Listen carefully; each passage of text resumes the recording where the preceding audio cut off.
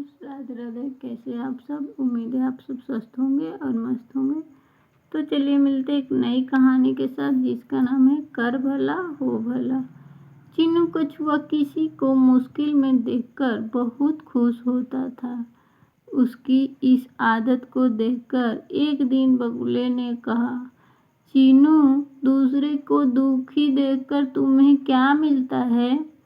बगुले की बात सुनकर चीनू ठहाका लगाकर बोला, ये मेरे कोई नाते रिश्तेदार तो नहीं जिनके दुख को देखकर मैं भी दुख रोऊं। इस पर बगुला ने उसे समझाया, दोस्त, याद रखना कि किसी के दुख पर जो खुश होता है उसकी तकलीफ पर भी लोग खुश होते हैं।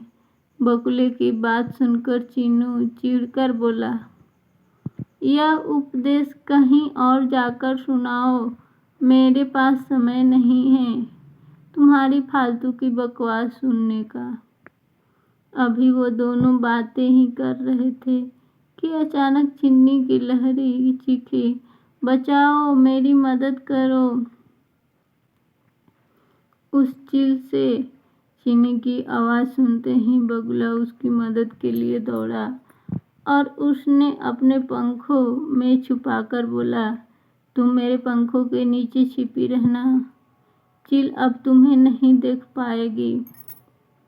गिलहरी ने वैसा ही किया।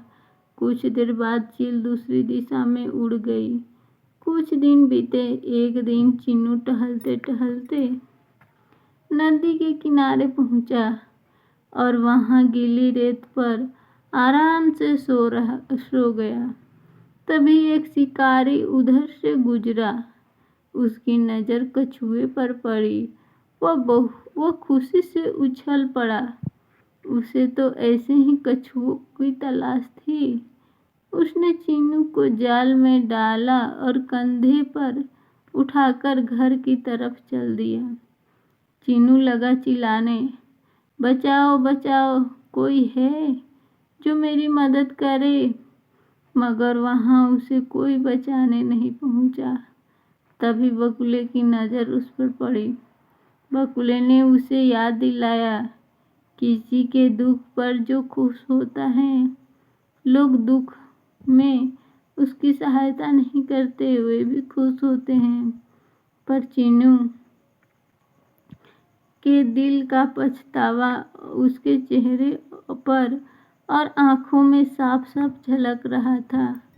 बगुले ने तरकीब लगाकर उसे बचा लिया।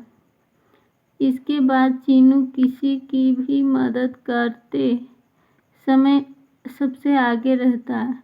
ऐसा करते समय उसे अपने सुख का भी परवाह नहीं रहती थी।